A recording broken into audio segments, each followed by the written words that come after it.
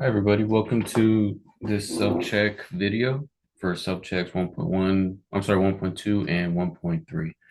So let's go ahead and get started on number one. So let f of x equals f 4x minus 3 and g of x equals 2x plus 5. So we want to find f plus g.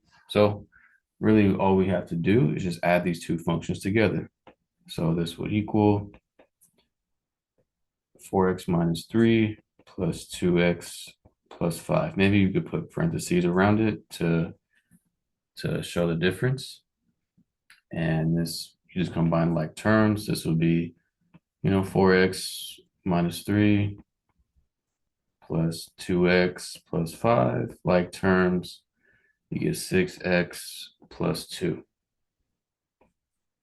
Okay, now let's do g minus f. G minus f, this would be 2x plus 5 minus 4x minus 3, right? G minus f. All right, so got to distribute in the negative. So what you end up with is 2x plus 5 minus 4x plus 3. Okay, and combine like terms, and you end up with negative 2x plus 8. Okay, moving on to part C. Now it's f times f. Okay, I know it doesn't directly say it, but this means f times f. Okay, so that means we just got to multiply f, the function f times itself. So this would be 4x minus 3 times 4x minus 3. Okay, and that's just, we're just going to FOIL it out. So 4x times 4x, 4x times negative 3 times 4x, and negative 3 times negative 3. So that ends up with 16x squared minus 12x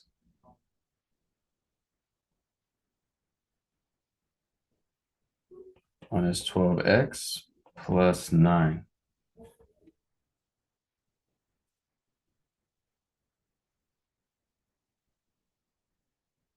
Okay. And so what this ends up being is 16x squared minus 24x plus 9. Okay, great. Now last one is part D, or yeah, part D. That's g divided by f.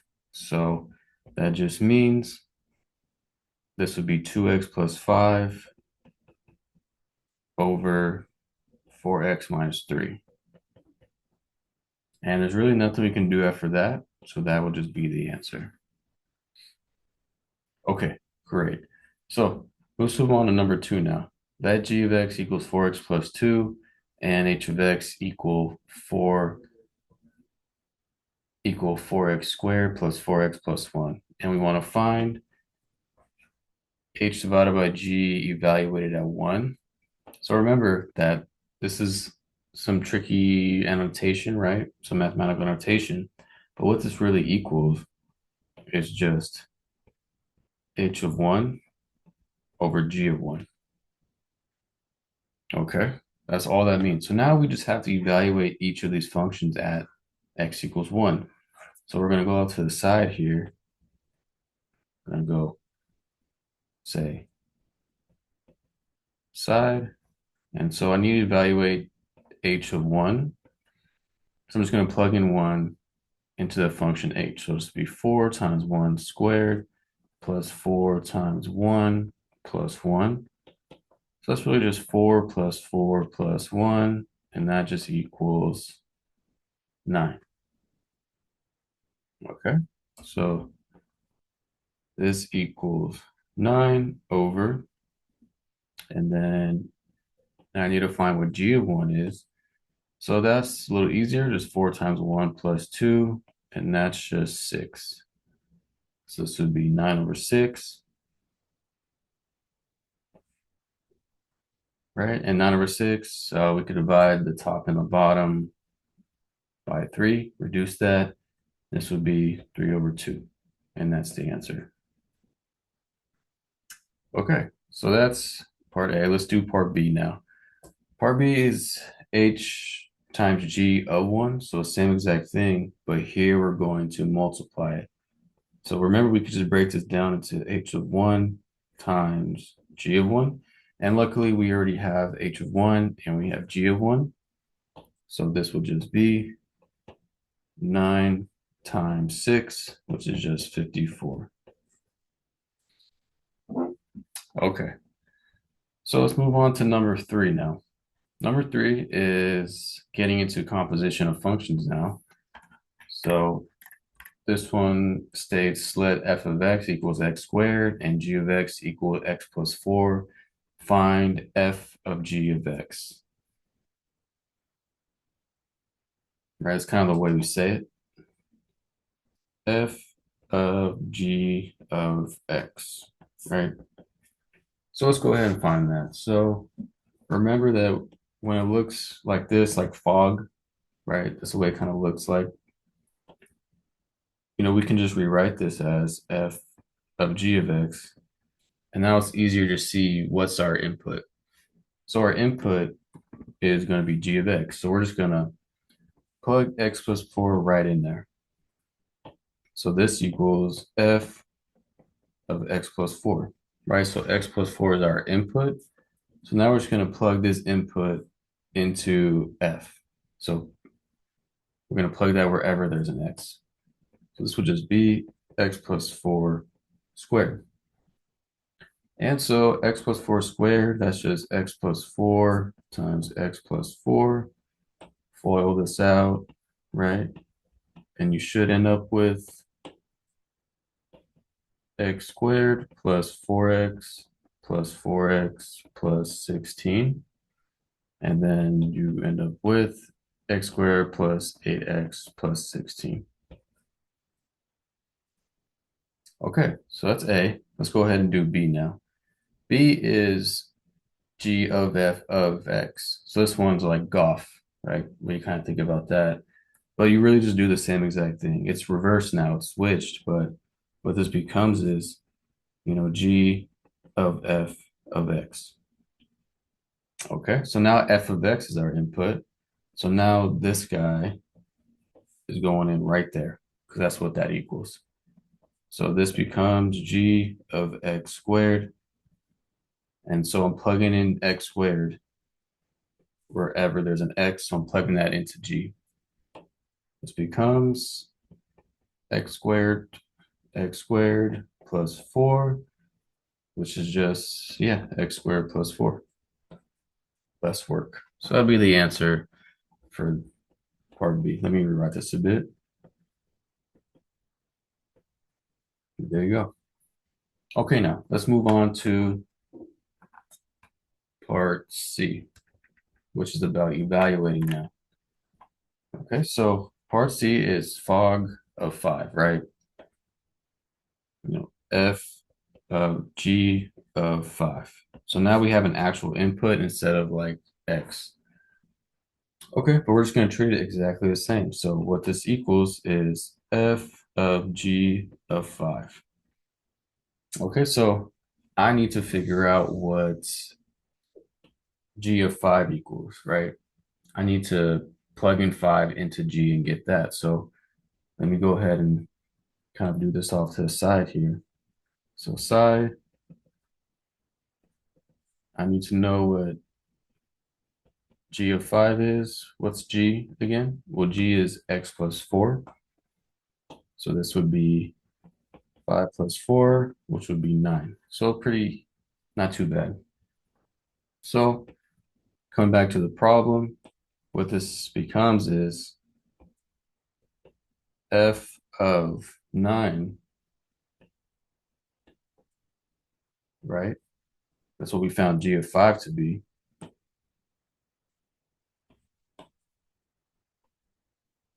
And so I'm just going to evaluate f of x at 9 now. So this would be f of x is just x squared. And so this becomes 9 squared, which is just 81. Okay. So now let's move on to g of f of 5. So opposite again. So this becomes g of f of 5. So now I got to figure out what f of 5 is. So f of 5, but f is just x squared. So it would just be 5 squared. So just 25. Okay, so coming back here, we get g of 25. Let me color coordinate this a bit.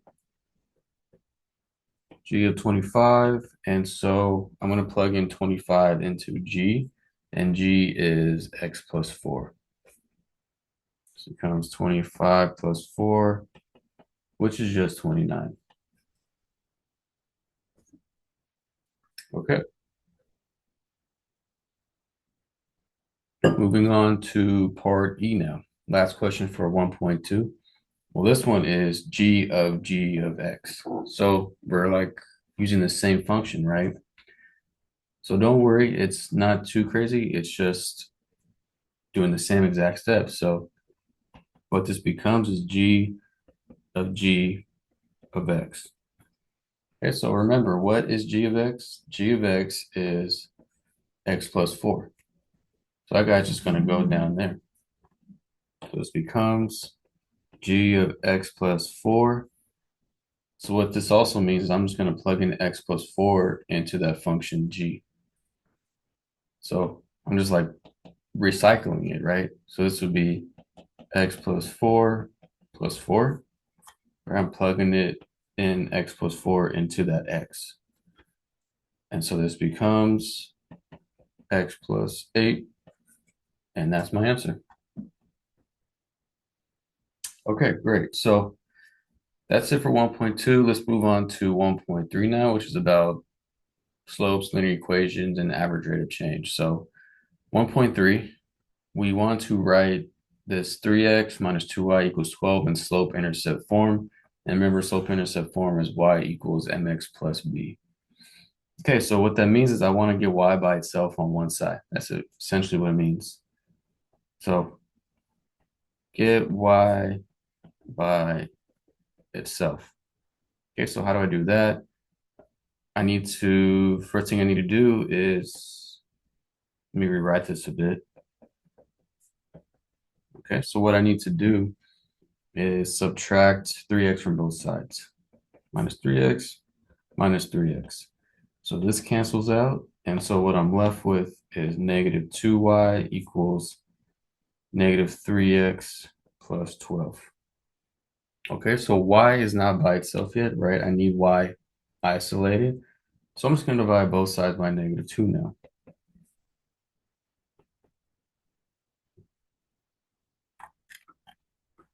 Okay, so if I divide it by negative 2, I'll do it like this. I will divide it individually. Okay, so what I end up with is y equals negative 3 divided by negative 2 is positive 3 halves, x minus 6. And that is my answer.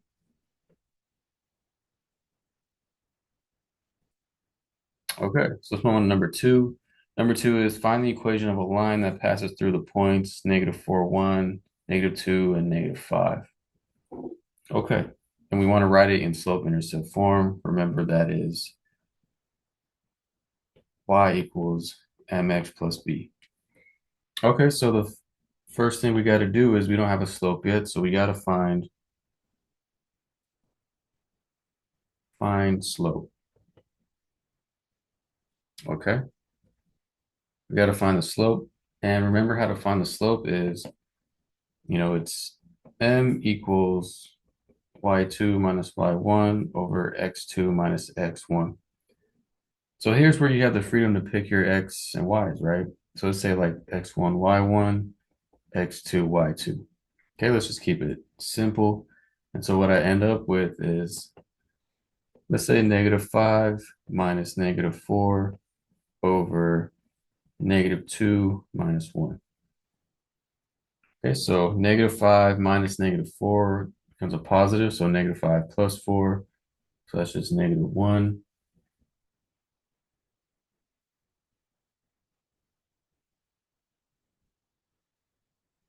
And I get,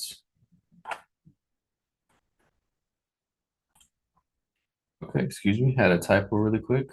So go ahead and try this again. Y2, -5 minus y1, which is 1 over -2 minus -4. And so we get -6 over 2, right? -2 plus 4. So you get 2, which is -3.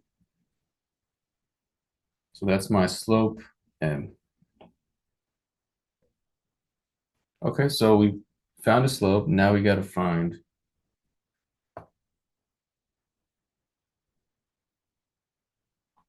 our slope intercept form. In order to do that, we need to use choose a point.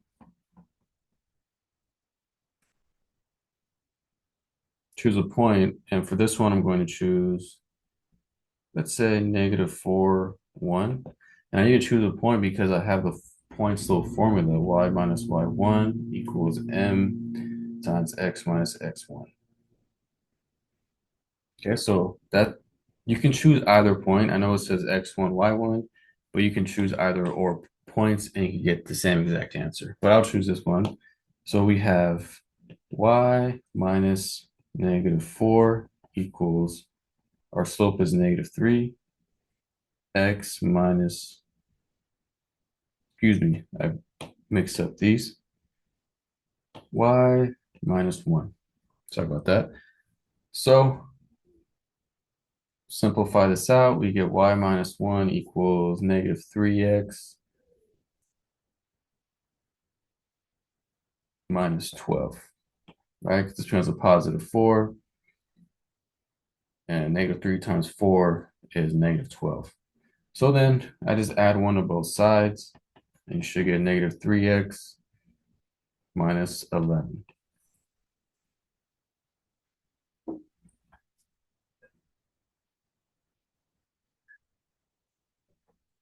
Okay, so that's how you do that one.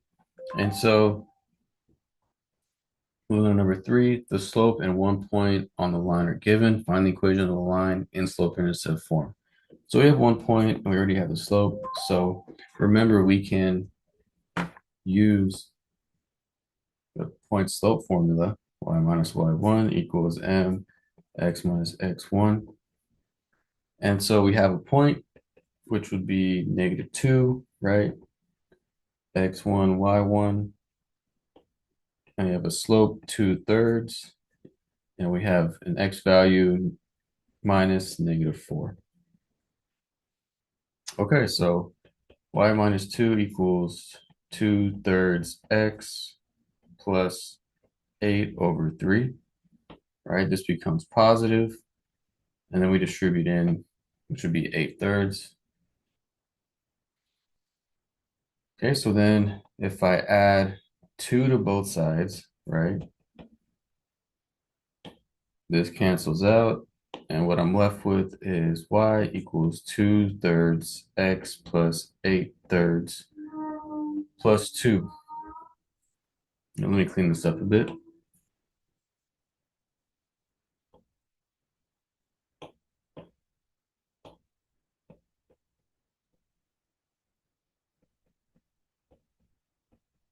Plus 2. Okay, so remember, for fractions, we want to get a common denominator. So what I would have to do is multiply this 2 times 3 over 3.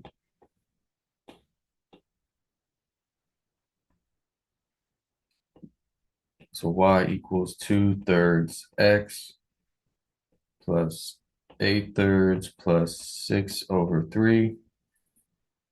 And what this becomes is 2 thirds x. 8 plus 6 is 14. So you get plus 14 over 3. And that is my answer.